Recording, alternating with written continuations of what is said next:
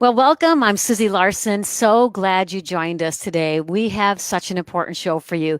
I'm especially glad that you've tuned in if you're somebody who's lost hope, if you feel like you're in an impossible situation, if you are just rattled with discouragement. The enemy is a liar. He tries to convince us that there's no hope because there's always hope. He tries to discourage us. You know how that word translates? It's to be shattered into pieces. So he tries to do that with our dreams and our hopes and our sense of ourself and our future because the Bible says be strong and be courageous. And the word courageous in those verses means to prove that we're superior in battle, superior to our enemy, that we will win the victory. That's what it means when the Bible says be courageous. Prove that you're superior to your enemy. Well, without Christ, we're no match for our enemy, but in Christ, overwhelming victory belongs to us. I am so excited tonight. I think you're going to find a deep sense of encouragement here. I've got a friend joining me today. He's a trauma surgeon. He's a man of God.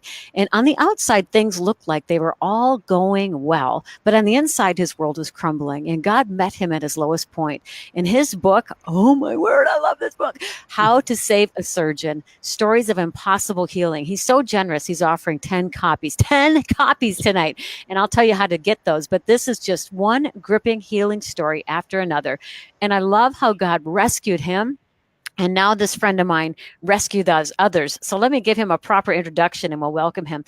Dr. Tom Blee is a trauma surgeon in St. Paul, Minnesota. He's also the creator and the co-director of Life Team, a hospital-based intervention program which brings transformational change to those caught in cycles of violence and despair. And as you're listening to Tom's story, give comments, give questions. I will try to bring those into the conversations. I would love to know where you're watching from. That would be great. Like Pamela is checking us out from Canada. So good to have you. But Dr. Tom Blee, welcome to the program. Good to have you tonight.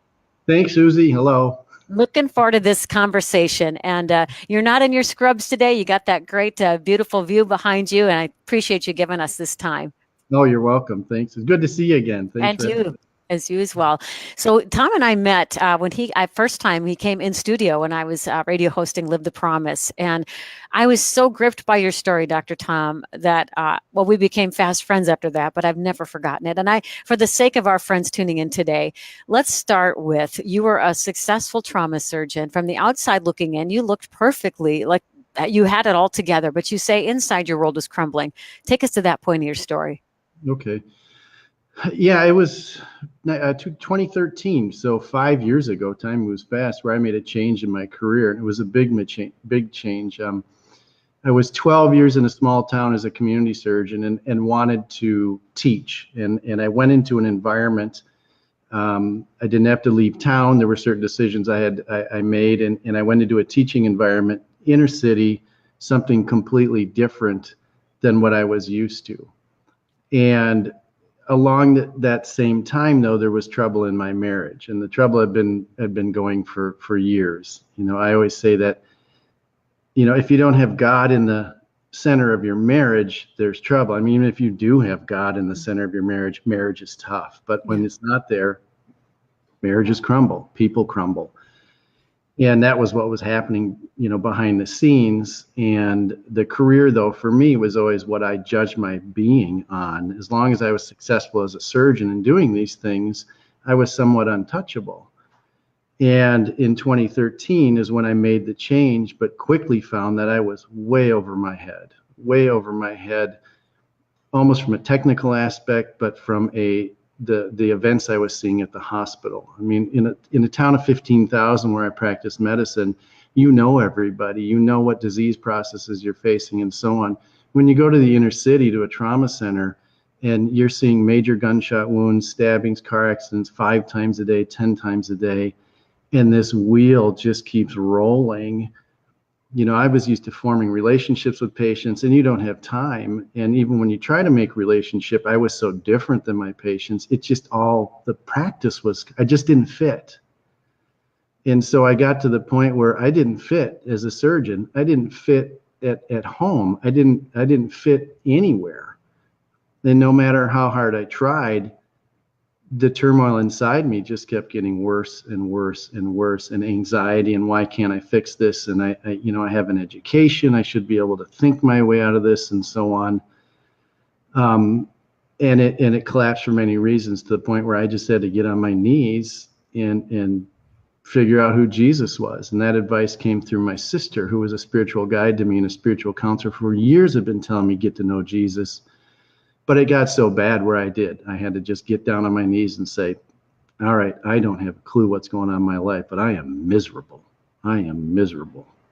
I seem to remember you might have given God a deadline Yeah. or something like that.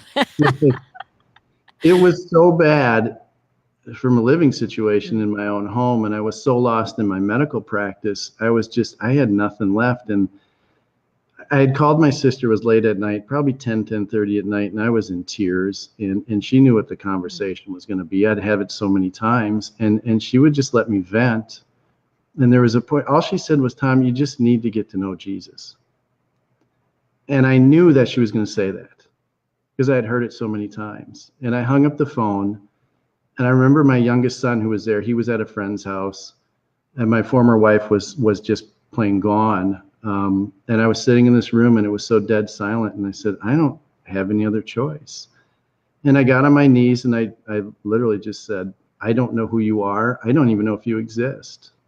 But I'm a surgeon, and you have about 5 minutes to show me that you exist, or I'm done. And I stood up, and I instantly felt different. Instantly. I could feel his presence. It was that plain. And so you did what every new Christian would do. You went to Walmart. Went to Walmart. To buy a Bible, right? Right.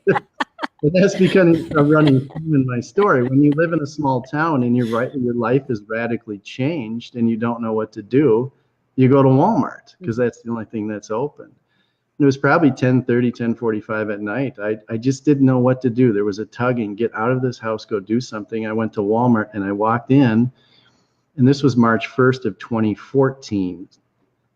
So near the Easter season. And I walked in, and I'm not kidding you, there was a rack of Bibles at the front of the store for the Easter season. I don't know if I've ever seen that again in Walmart, or if anyone will. And I grabbed a Bible, and the big joke too is my vision isn't the best. Okay, as a surgeon, I wear glasses. Okay, don't worry about it. But I needed big print, and the Bible was big print. And as I opened it up, everything Jesus said was in red. And I said, okay, this is probably a sign I should get one of these. And I did. And I went home and got the Bible and said, I just need to start at page 1. Who is this Jesus guy? And I opened to Matthew and just started reading.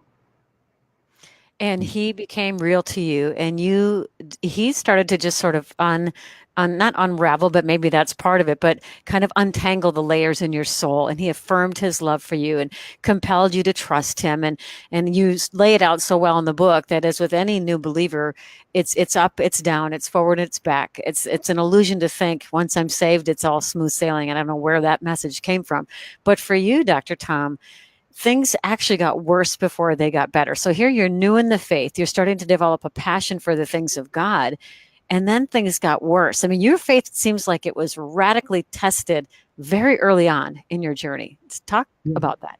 Right. Even starting from page 1 of the Bible and reading through Matthew, I hit the story of Jesus and his disciples in the boat in the storm, and they were in peril, and he walks across the water, and Peter jumps out of the boat. He says, I can see that's Jesus. I need to get closer to him. That's where hope is. And when Peter turns and looks away, and when he takes his vision just for a moment off Christ, he starts to sink. But here comes Jesus, reaches down, grabs him, and pulls him up and just says, I got you. Don't worry. I have this. And that's where my world stopped. And that's where I first had faith and said, okay, I have help. And that's really started me investigating who Jesus was and believing. But every day it seemed to get worse. Everything I did it was, and I now know he just challenged and tore me apart. But I went from, a medical practice where I started to see success and do things differently, though, to a marriage that I couldn't pray hard enough. It just kept crumbling and crumbling and crumbling. And what God did was put me in a hospital where I needed to be, where I could learn and drop miracles in front of me, which is why I wrote the book. Here's the miracles he showed me. Tom, I'm here. Let me show you these stories. but he would challenge me in such other ways that would just tear me apart, to the point of the practice was going great. But probably a year or so after that, I'm sitting in jail. The marriage had gone so bad that my ex-wife had done some things, and I'm not going to, I'm trying to be graceful here, but there were charges that were blatantly false, and an event that I still, racks me with anger, but I was put in jail, charged with domestic violence in a pure setup. And that night in jail was not only the end of my marriage, but a contamination that started with my kids, lost my house, lost all access to bank accounts. I mean, I was sitting in jail saying, okay, God, I've been doing a lot of things for a good year here, solid. Now what? And your reputation, I mean, truly as a respected surgeon. So at every turn, you are stripped down. I can't even imagine the trauma that was to your soul, Dr. Tom. And I remember in the story when here you're being checked in, and the guard says you have a roommate, and then something stirred in you. It was, yeah, and it started even before that. When this process unraveled, I stood in front of my driveway. Here's 7 cop cars in a small town, and I thought, this is ridiculous. And I just stood there. And I told my side of the story, and she told hers, and I thought, I am going to be arrested. I know how this works. I know it from the hospital. I know it from inner city stuff. I know what's going to happen to me. Wow. And I had to say, I have nothing I can do right now. I just have to be calm. We teach our kids in their inner city gang world, it's a different story. When you're in the world of the police, you just be in their world. Yes, sir, no, sir, tell the truth. And you move through this process. And I remember even being handcuffed in the back of this police car. I had scrapes on my knees trying to crawl away in this situation to get away from this event. And they said, do you have any injuries? I said, I'm missing skin on my knees from crawling away. They said, you did that to yourself. You did that in our police car. And I was so mad. And I went to jail saying, this is so absolutely ridiculous that something has to be coming out of this. And I prayed, and I somewhat calmed down. And it came to me when I was being booked. I remember this guard not saying much, and they were arguing about or discussing, was I going to have a roommate or was I not? I didn't care. I didn't still really believe what was happening. And then they decided, you'll have a roommate. They took the cross off my neck. They were putting it in an envelope, and I said, you know what? I think I'm supposed to talk to somebody tonight. I'm okay with a roommate. They were almost apologizing I wouldn't be alone. I said, I think I'm fine with that. I'm supposed to talk to somebody tonight. And that was when I met Andy, who's in my book, a man who was just lost in his own life, who was in jail because of some issues and some alcohol-related things, and just in his own storm. Then I remember being booked. It was probably after midnight at this point. I go in the cell, and I'm just trying to be quiet and not wake this person up that I don't even know. And I look over, and he's laying on his tummy and on his elbows looking at me, and I just apologized. And I said, sorry. And I introduced myself, and he said, he knew me. He said, you're Tom Blee. You're a surgeon in this town. I said, yeah. And he knew me. And he said, boy, and I explained what's happening. He said, what are you going to do? And I said, right now, I can't do a thing but pray. He helped me set things up. And that's when he looked at me and said, he says, I need help. He says, I don't know what prayer is. I don't have faith. I'm so lost. Can we just talk about what this prayer stuff is? And that's part of the book, Nothing But Time. I told him, I said, nothing but time. And we spent about 4 hours just starting at page 1 of the Bible, moving through to the point of who Jesus is and what he can do. And we did this process over and over, and praying and so on. So that event, and I was settled at that point. I thought, okay, I have a purpose in here. And Andy, he lets me use his name. He's in the book. And as a side note, the miracle, I just moved 2 months ago. Okay. Guess who my neighbor is? No way. Yeah, it's Andy. He lives right next door. You can't predict. You can't make that up. No kidding. Wow. So talk about what happened when you, the next morning, I believe you went in, I don't know what the terminology is for sentencing, but you went into court. Right. Yeah. So when I was being booked, before they shut my cell phone off, I had called my sister. They said, try to call somebody. And I called her twice, and she's a woman of faith. She's my guide and everything, but I could never get her. They booked me, and then so that phone was off. I think I tried one more time from their jail phone, and she would never answer the phone, which was really unusual. So I moved through this process with nobody even knowing I was there. And, I woke up the next morning, which was terrible. You go through this booking process. And I thought I was completely alone. I mean, I remember going up the elevator. I'm in shackles. I'm in the whole gear. I'm crying in the elevator. I'm telling this guard, I said, I didn't do this. This is so unbelievable. I didn't do this.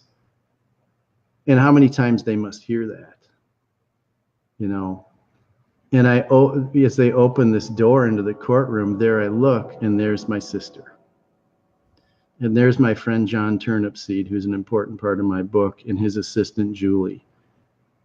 Amy had seen that telephone number that didn't make sense, had Googled it, found out it was the local jail, checked the booking roster, there I was, and just got down there as quick as she could. So I was never alone, And you got out. Did you get out right away then after that? Right. So they kind of knew something was up. There's recorded transcripts. They went through it, and they just said, you just need to separate. I said, I was already on. I was leaving. I was leaving the situation and stuff. No problem. And I was released, but the conditions were no contact, which was fine. Leave the house. And so I had 20 minutes with a police officer and my sister to go to my house to get anything I could. And I moved to a different city with my sister. And that was the last time I was ever in that house. A house where you raised your kids, a community where you were respected, where you had a life and a thriving practice. I mean, there was so much loss, Dr. Tom. I'm just thinking about how much you had to process to get through grief. And yet you had a job to do as well. Right. We have stories that we're going to draw from the book, but just say a word, if you would, about just how God started to rebuild you after that. I mean, did you feel abandoned by God? I know he was with you. He used you in prison, but even looking back over your shoulder going, I still am sorting through the wreckage of this. I mean, people may question my reputation, and I'm a professional. I mean, did you ever deal with anger with God or feel like he abandoned you, the fact that he let it happen? Oh, yeah. Yeah. And I mean, that anger with God started even as a new Christian and moving through things, screaming at him, why can't you fix this marriage? What is going on? Why is this person doing these things to me? And even in that process, it's like, you've got to be kidding me, because the most important person in my life at that time was my son, who was 13 years old. We had a great relationship, and we had been doing a bunch of things, and I was stripped away from him completely. And the reputation stuff I hadn't even thought of. But then even when I got to my sister's house that night, in a safe zone, I thought, oh my Lord, I need to go to work tomorrow and tell them I was arrested. And I think a lot of us go through this. This refining process can be horrible. I don't know if I trust God. And if you're a loving God, why are these things happening to me? And yes, it's anger. And I think one thing I learned is don't be angry at him. You just be angry with him. I had to learn. Because he's a God of justice, and he hates injustice, and he saw everything, right? Yeah. Exactly. But it was, and sometimes, I still have anger. There's still days I have to sit back and talk through some of this situation. But what was interesting is the next day when I went to work, and John Turnipseed, who we'll talk about, was such an important person in my life. We just had a meeting. He and I, for some reason, had a meeting that day. And I went in and talked to administration, told them what had happened, and I was immediately suspended. They said, we're precautionarily going to suspend you. We just need to know what's going on. And I said, this is everything that I can tell you. This is what it is. And some people had vouched for me and so on. And after they talked to legal and stuff, they said, we're more concerned about how you're doing to treat patients. I said, I'm okay. I need this building. I need to be with my patients. That's where my relationships are. And they said, okay, appeal your suspension, which I did. So I was back to work quickly. But I just had to check in. They were very caring towards me, not accusatory, very caring. So that helped. And then John Turnipseed shows up and says, Doc, you didn't do anything. I said, I know I don't. He said, you need to hold your head up and walk through this fire. You didn't do anything. And he says, the minute you don't take care of patients and don't do what you're supposed to do and don't be a father is when people are going to start doubting. Hold your head up. Walk through this. Boy. Let's pause here, Dr. Tom. I'm talking to Dr. Tom Blee, and his book is How to Save a Surgeon, Stories of Impossible Healing. So not only is Dr. Tom's story woven throughout this book, but as a trauma surgeon, as a man of faith, he's got a chair at the hospital that he sits in and prays in before he has to go into the chaos of ER trauma and trauma surgery. And he's got these stories of people that should not have survived and how God really worked miraculously. And we're going to hear some of those stories. I do want you to know, thanks to his amazing generosity, we have 10 copies. I always put 5 up when I say 10, but I think my other hand's busy. 10 copies. And this is how you do it, okay? When you're ready, you're going to hop on my website, susielarson.com. Up in the left corner, there's a menu drop down. Just go to the contact page and reference tonight's show with Dr. Tom Blee. Give me any takeaway, anything that struck you, resonated with you, and don't forget your mailing address. We will pick 10 addresses, and 10 of you will get this book, and you won't want to put it down. It's so amazing. And just a little giveaway here is that Dr. Tom here, he's in prison for something he didn't do. He's first a respected surgeon. He comes to Christ, then he goes to prison, and he's sorting it through. Part of the end of the story is he's got a ministry and an organization that works with at-risk youth, with kids in gangs, rehabilitating, and he meets them in the hospital when they're right in the thick of chaos. And Dr. Tom, I can't even imagine how these worlds would bridge, even how you would have been friends with John Turnipseed, a former gangster who's now a minister, if you didn't have a pit stop in prison, because you developed a heart for your roommate, Andy. You prayed with him, you loved him. And suddenly, if I remember right, either through talking with you or in the book, but your eyes were open to a whole segment of the population that Jesus loved that you might have otherwise missed. So speak to that.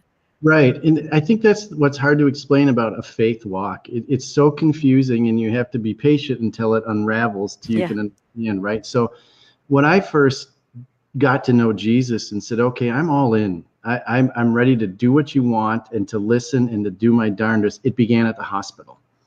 And it was just a couple of weeks after that March visit. It was towards the end of March of 2014 where my eyes were really open to the pain that these young kids go through with gang violence, with the shootings and the stabbings. And it's not only the kids, but it's everything that surrounds them. You can see a dynamic, there's rarely a father present. There's moms and grandmas and aunties that love the daylights out of these kids, but are so exhausted trying to save these young men. The expectation is most will be dead in their 20s. There's friends that are there that aren't necessarily the best friends. The true gang friends don't show up because they know there's trouble and there's cops. And so my eyes were open to something that was just so crazy and different from me. You don't see that in my small town.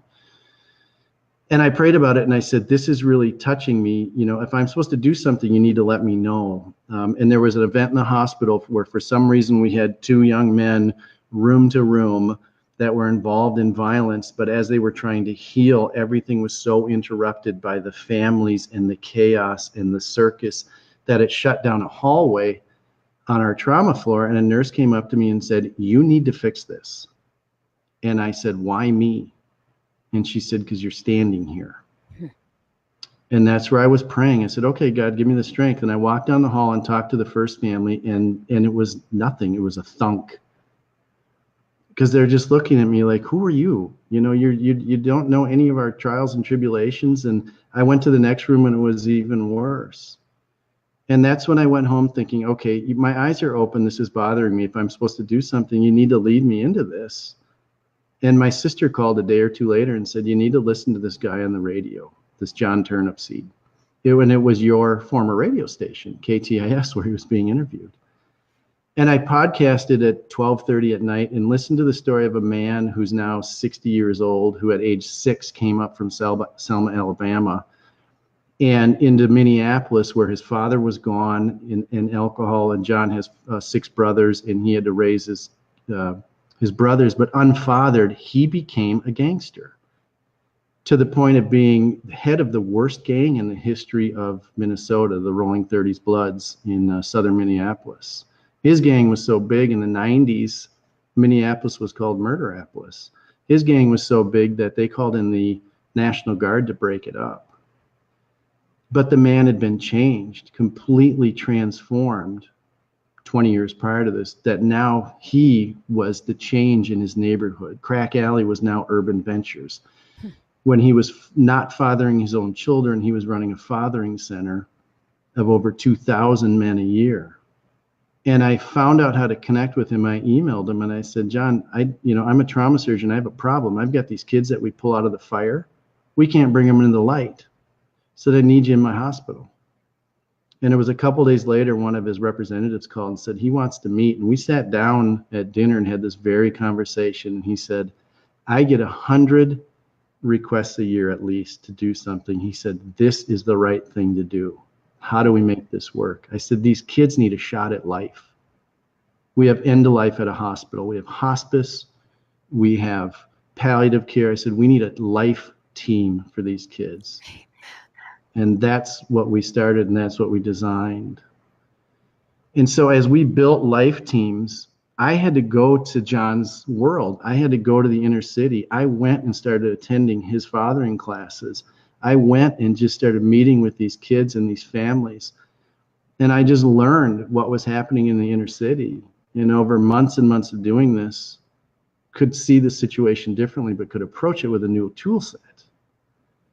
And that's what God gave me, these tools. It was so strange and different and uncomfortable to be in the inner city. I mean, to know what it was. I'm white, they're not.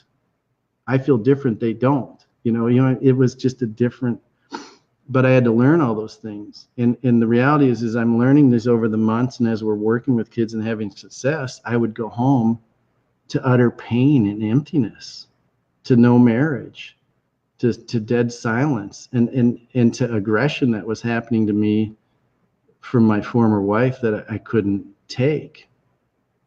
And that's the thing. It's like, God, you want me to do all this work, but I can't even get to my own son. How can I not be angry?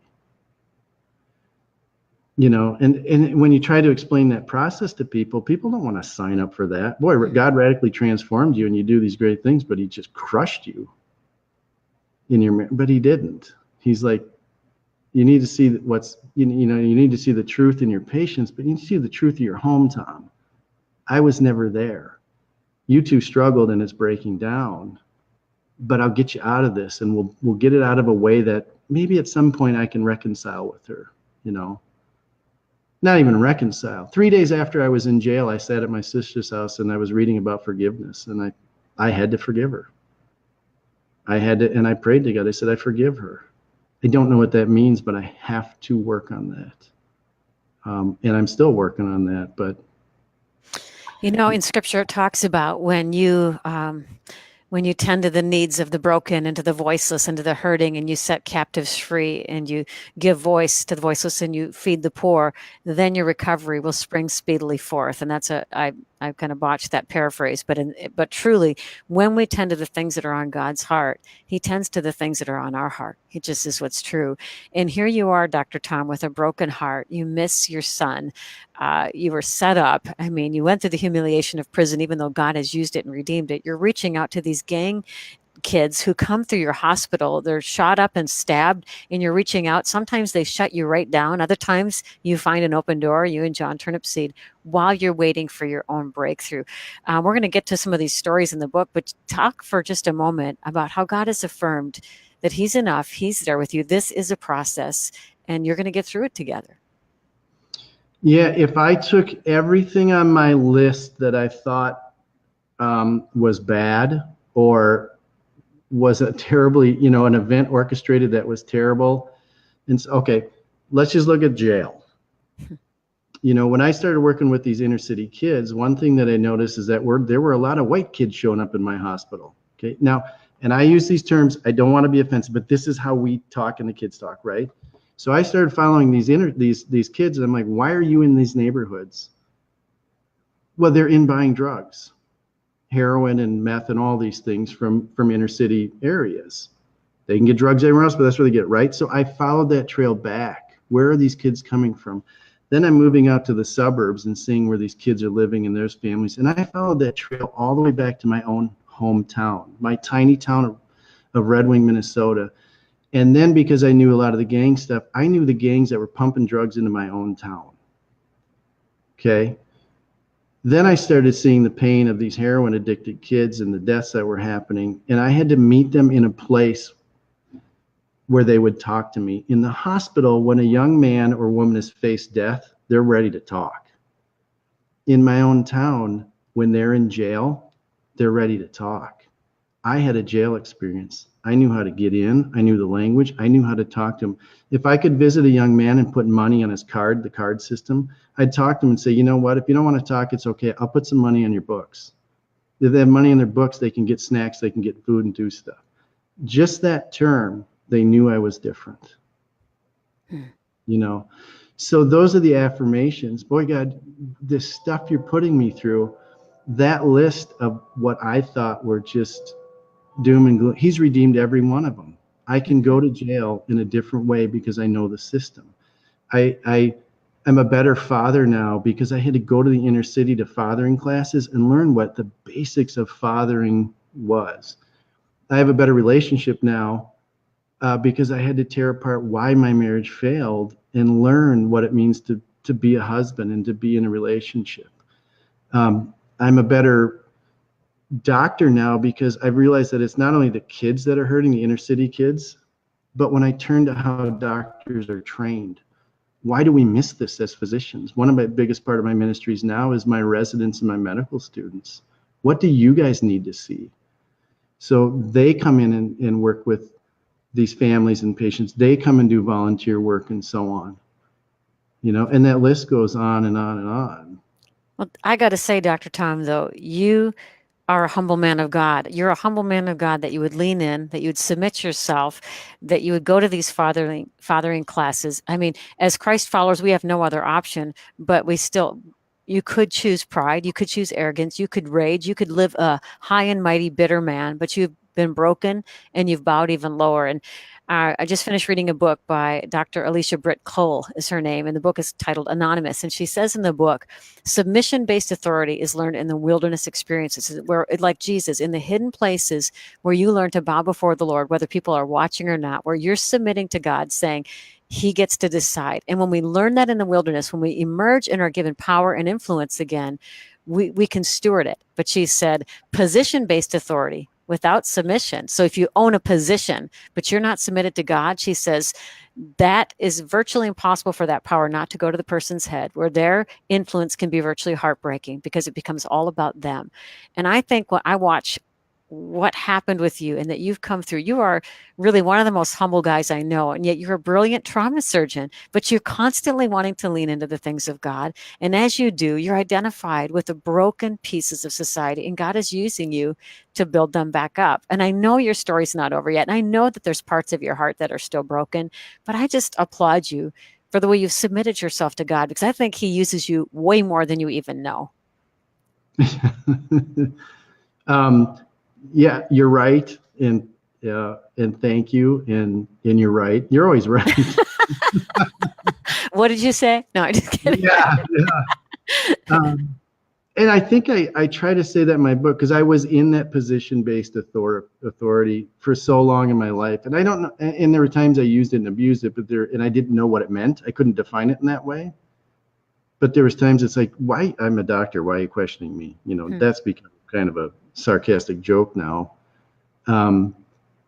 But it had to be stripped down to the point, the wilderness, like you're saying, you know, I had to be out of that house. I had to be with my sister. I had to be alone. And I had to be away from my son to realize that there's better ways to even be a dad. Wow. And that can be awful. You know, that wilderness is awful. You know, it takes time. And people that are listening, I think that's one of the hardest things about following Christ. It's not that he's going to call you and tell you to go to Ethiopia and do all these things. He might, but sometimes he calls you to say, can you just be silent and cry with me? And sometimes the crying is days. You know, can you just know that I don't have anything on your schedule today because I need you to just be silent? Can you just understand that sometimes you got to sit on a stump and look at the woods because that's where I need you to listen? And it's so hard. It can be so painful, but moving through that, that's the healing. You just feel it just is better, Hmm. and you can't explain when God does it. Better is not the way it is, and great and stuff it is. But yeah, I mean, he's redeemed. There's stuff I have to heal, like you said, but people say, would you do it again? I'm like, oh, Lord. I don't want to go to jail again. I don't want to lose my house. But, it's like the book of Job. I hated that book. Never understood the book of Job. But it almost starts with Job was a prideful man. Hmm. And that's the basis of it. God had to strip him down and move him through. And at the end of the book, everything was replaced, and everything's been replaced in my life, but there's still times I'm like, but I want that other stuff. Why did I have to go through this? Mm-hmm.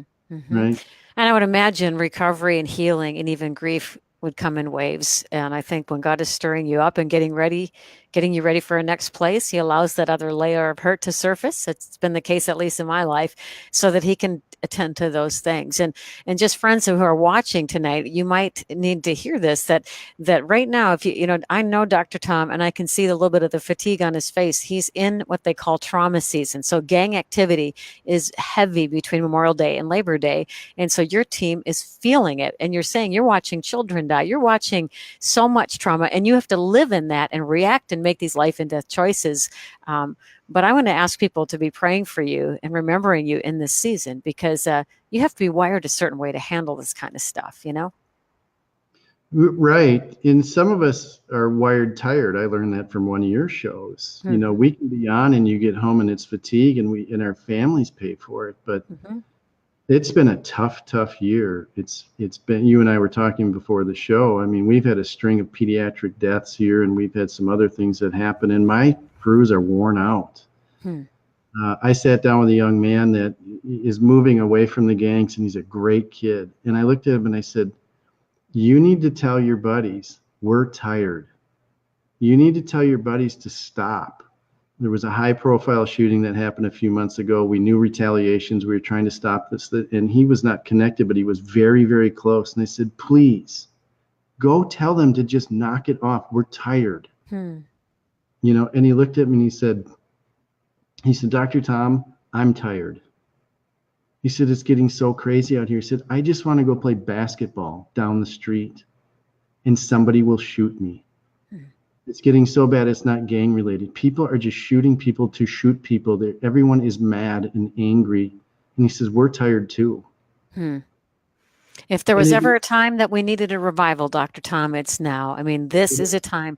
Kevin and I pray daily for our first responders, for you, for our police officers, our military, anybody on the front lines, because you have to face, you're getting a front row seat to what's happening in our culture. We need to not give up. And let's move, if we can, to Caitlin's story, because this is a marvel. When you speak at events, you tell this story, and I think people are pretty jaw dropped. So if you don't mind, move into Caitlin's story for us. Right. So Caitlin was earlier in my walk with Christ, and there was something I needed to be validated. That I was in the right job and in the right position. And Caitlin came along, and it was just a day of trauma. It was in May. It was rainy. It was drizzly. We had an activation. So activations are high-level trauma. There's a whole team that's ready. There's an operating room ready, and it just happens so much. We just know what to do. And this activation was a little different because a small town hospital called me and said, we have a young girl, a high school student, who was leaving for school and pulled out, and a dump truck hit her at 55 miles an hour and struck her driver's side door. And they said, we have done everything we can at this hospital. She is so sick. We put a breathing tube in. We put chest tubes in to decompress her chest. I don't remember if they wrapped her pelvis, but they said, she is coming to you with all the blood we have, which is not much. And that doc was just like, I can't do anything. I said, no problem. And I hung up the phone. And I remember at that point, I was really starting to pray before traumas and pray for these patients. And my my PA, my trauma physician assistant, Jose, he and I had to start. He was another one placed in my life, a man of faith. And I said, start praying now. He said, I'm already praying. So we went to the trauma bay fully expecting a helicopter to be landing, but the weather was so bad, we got word that she's coming by ground. And I said, she doesn't have a shot with what I'm hearing. And, you know, an air flight would have been maybe 15, 20 minutes. The ground transport with the weather was probably up towards an hour, 45 minutes to an hour. So she arrived clinically dead. The medics were just saying, we haven't had a blood pressure for 20 minutes. The best we had was 60 over nothing, which is incompatible with life.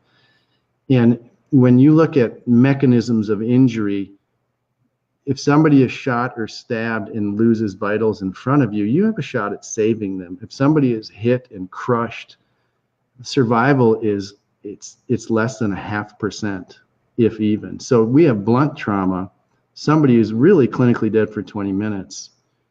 And we had been praying, and I looked at her and I just said to Jose, I said, she's not dead. And he looked at me and he said, she's not. Just something said she's not dead.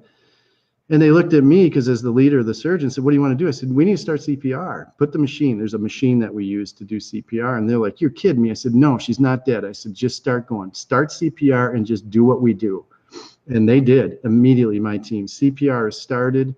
And when you can't get vein access, you actually drill into bones. So we drilled lines in. We have coolers of blood.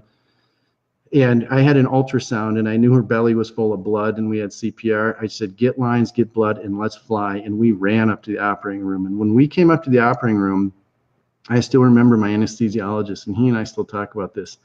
He looked at me and said, what are you doing? I said, we're doing CPR. He said, it's blunt trauma, because they get a screenshot of what's happening. He said, Tom, this is blunt trauma. It's a cardiac arrest. I said, she's not dead. And he said, okay. And away we went. And this anesthesia team kicked in, and we just, dump betadine on, throw on gowns as quick as we can, and just open fast. And I just opened, I grabbed her aorta and pushed it against her spine because that supplies all the blood. Her spleen was smashed, her pelvis was smashed. And so my residents are packing her pelvis. I'm holding her aorta and grabbing her spleen. And then you just have to give your team time. It's putting fingers in the dike, and stopping and it's just like, okay, fill her tank and let's see what happens.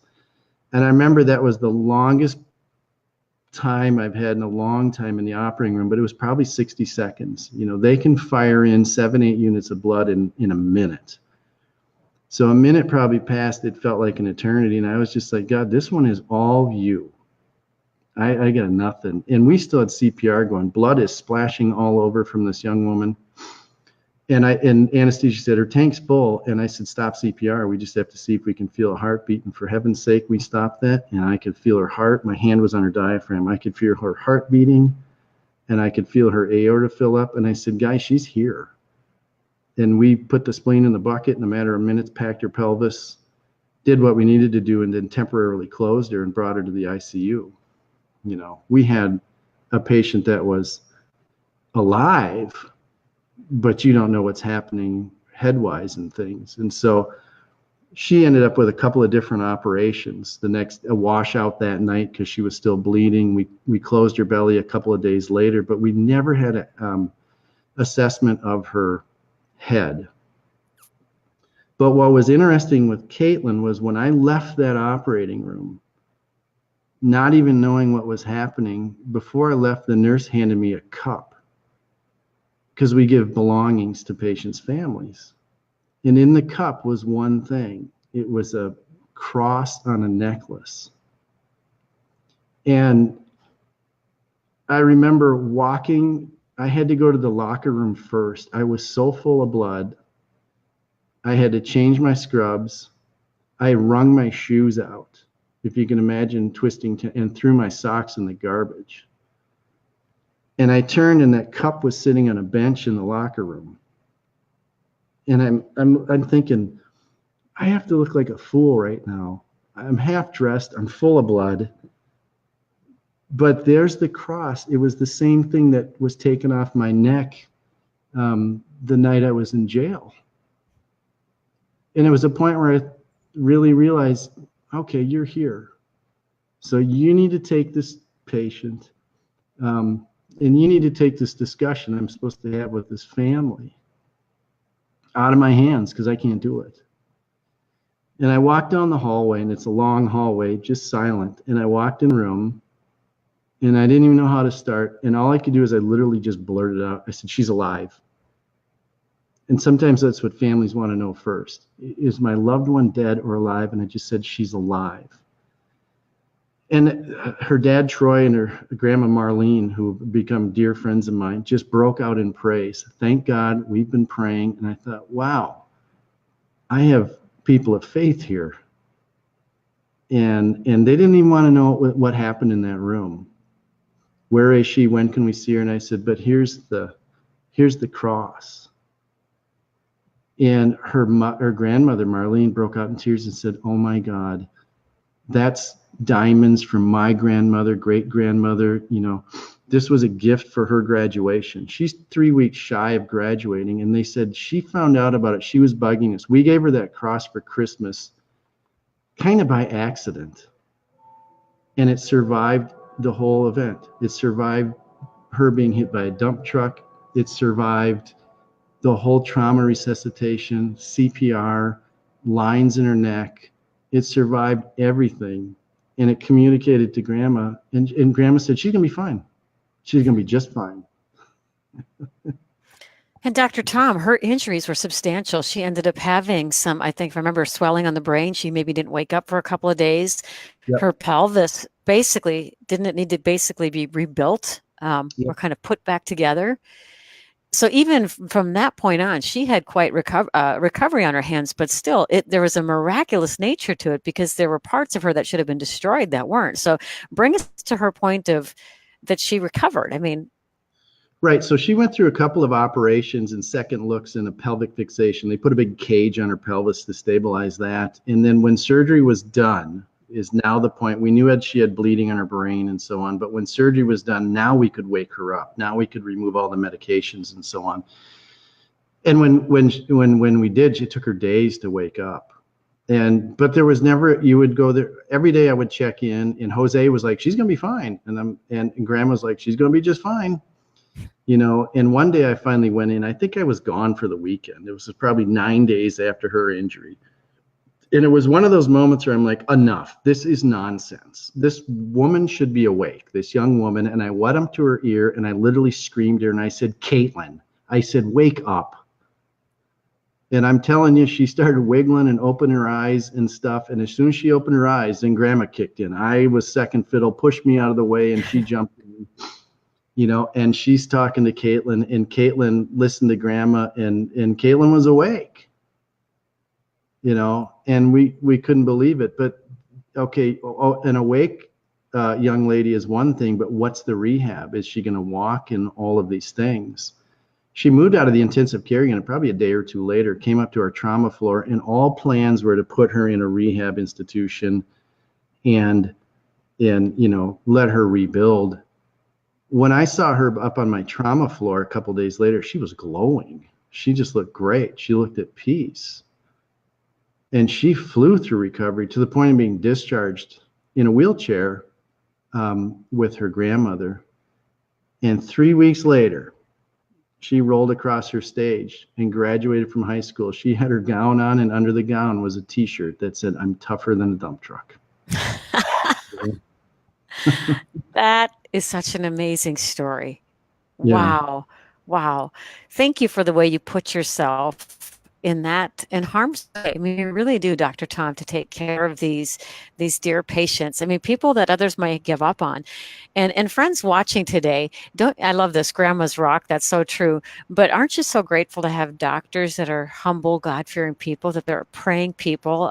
Just want to give my applause to my good friend, Dr. Tom. And want to remind you too, he's offered, this book he writes like he speaks. These stories are in the book. And I mean, I've read this 3 times and I gasp every every time I read it. How to Save a Surgeon, Stories of Impossible Healing. And Dr. Tom has offered us 10 copies of this book. And this is how you do it. You go to my website, susielarson.com, susielarson.com. Up in the left corner, you'll find the menu. There's a drop down. Go to the contact page. And then just tell me, what's your takeaway? What stuck out to you from Dr. Tom tonight? Maybe you needed some encouragement tonight, or just you're inspired by the story. Please don't forget your mailing address. I'm going to look at what time we've got going here. This time has flown it by. My goodness.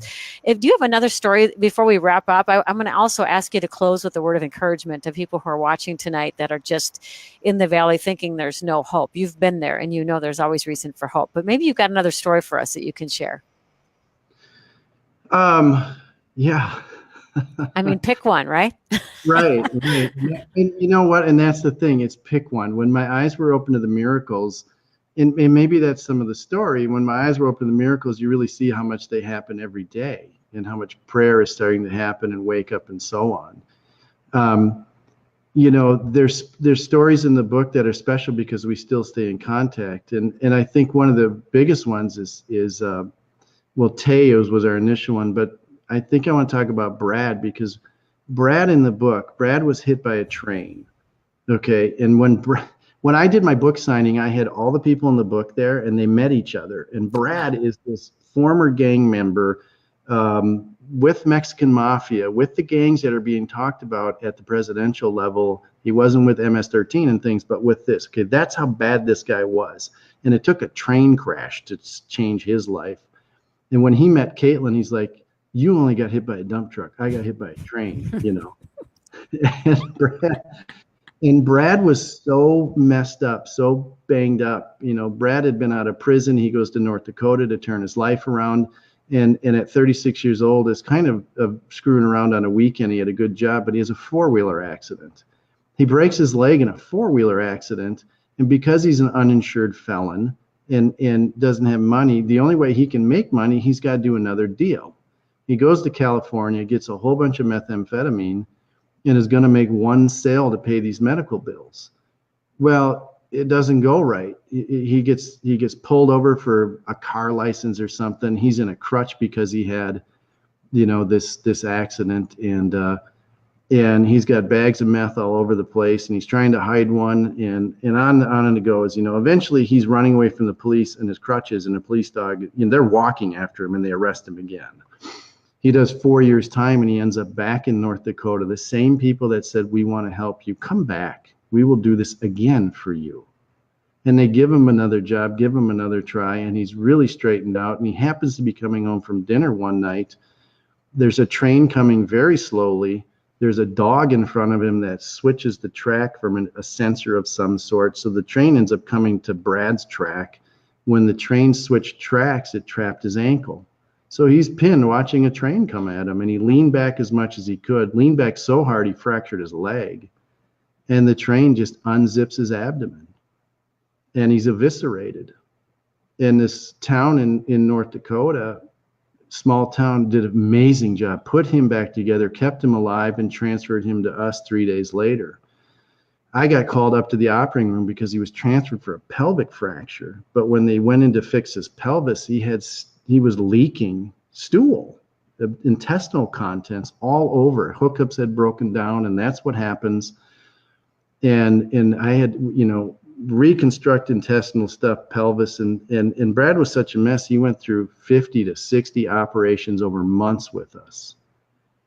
But during that time, John and I got to meet him and work with him and find out who he was and what he was trying to do. God slowed his life down. Brad said, I was such a mess, it took a train to slow me down, to finally listen to God. And through all these time, got to know him and stuff, and he's on fire. And this was a few years back. And I mention it for two reasons, because it's a miracle. The guy, he got hit by a train. Okay, who's going to survive that? His story is our next book we're writing. So my author, Brian, we're writing stories of these successes. So Brad's book will be out this fall. 6 Years Lost is one we just wrote. But what was really neat is about a year ago, North Dakota called and said, can you come speak at a trauma conference and bring life teams and bring the stories? I said, sure. And I brought Brad with. So he's 2 or 3 years into recovery, and I tell the story just as we're speaking about. And as I'm going to finish the story, I say, you know what? Why don't I let Brad finish it? They didn't even know he was there. And Brad comes up, and he's just very articulate. He wows them, just knocks them down with his story and his humor and stuff. There was a surgeon in the back of the room who's texting his partner. His partner was the one that did Brad's first operation in small town. His partner for 3 years had carried on his soul, I didn't do the right operation. It leaked all over. I almost killed this man. Brad was able to walk up to the surgeon and say, where is your partner? Brad got in the car, drove 3 hours, went up to that surgeon and said, dude, I'm great. You did a wonderful job. That's impossible healing. That surgeon, as a new surgeon, almost quit. But 3 years later, God brings Brad back to him, and they shake hands over it and celebrate it. Yeah. I just got to say this. We can be so cynical. If you are overwatching the news to the point that you're getting angry all the time, you're feeding the issue in our culture today. I'm just going to say that. Dr. Tom and I were talking before the break that people are just so angry. And if what we're doing is feeding our anger, we have a problem, because there are people of faith in our law enforcement, people of faith in military, people of faith in medicine and education, and they're tired, but God is using them to do amazing, amazing things. And when I think of you need prayer, we need to steward our hearts in such a way that we can pray and know that miracles are happening. Because as you said, Dr. Tom, they're happening every single day. But we can, as Christians, either sit back and become the cynics and the experts on what's wrong, or we can become part of the solution and start interceding, because no one is beyond the reach of God, and he uses people to reach them. So how about if we get excited, get passionate, pray for these first responders, and then trust that these stories are going to come back to us. We're going to hear these stories someday. And Dr. Tom, you've poured out so much, and we are going to, I'm just believing some of you friends watching today are also going to commit with me to pray for Dr. Tom and his team as they're right in the middle of trauma season. But if you don't mind, just one last sort of encouragement for that person who feels like they're without options, they're without hope. What word of encouragement would you have for them today? It's prayer. It's what you went back to. When I couldn't figure these things out, I used to say to John Turnipseed, I'd say, I'd hate to bug you, John, because you've been shot, you've been stabbed, you've been through this. And he looked at me and said, Tom, pain is pain. You lost your house, you lost your family, you lost these. That's a lot. And I got shot and so on. And I think what happens is people try to look at their situation and they don't think it's big enough. Yeah. Or that God will listen, but it doesn't matter. Pain is pain. And when we're in a trauma situation, sometimes what we have to tell our team is everyone just sit back and just take a breath, recalibrate, and then the team works better. And I think for anyone out there, don't define your pain or compare it. It hurts. And when it hurts that bad, you have to sit and take a breath. And you just have to give God that space to speak into your life. And he will. He's not going to speak to you as a trauma surgeon or an author, speaker, radio, host like you. He's going to speak exactly to you as you need to hear him. Amen. Well, Dr. Tom, you are a good friend, and we appreciate you. And I'm committed to praying for you that God would refresh you, restore you, strengthen you, but continue to use you in miraculous ways. And want you to come back when that book comes out in the fall so we can talk more stories. How about that? Absolutely. Yes. Okay. And thank you. And thank you. Appreciate you so much. Dr. Tom Blee. And again, one more time, his book, How to Save a Surgeon, Stories of Impossible Healing. As I mentioned, he writes like he speaks. This book is full of gripping stories, and he weaves masterfully his story through it all. So you get bits and pieces as you you're like you're right in the ER as you're reading these stories. 10 copies he's offered. So this is how you do it. Hop on my website, susielarson.com. Up in the left corner is the menu. Just drop down, go to the contact page, and then reference to tonight's show with Dr. Tom Blee. Tell me what you got out of this. What struck you? That really helps me to know like what's resonating with you these days, what's on your heart, and if even how I can be praying for you. Please do pray for Dr. Tom as well. 10 of you will receive a copy. I can't tell you how many emails I receive that have great, great testimonies and no address. So do remember that address. And we thank you so much. We will meet you back here next time. And God's best to you, my good friend, Dr. Tom. Thanks for joining us tonight. Yes, thank you, Susie. Yeah, love and appreciate you so much. And signing off, have a blessed, blessed day.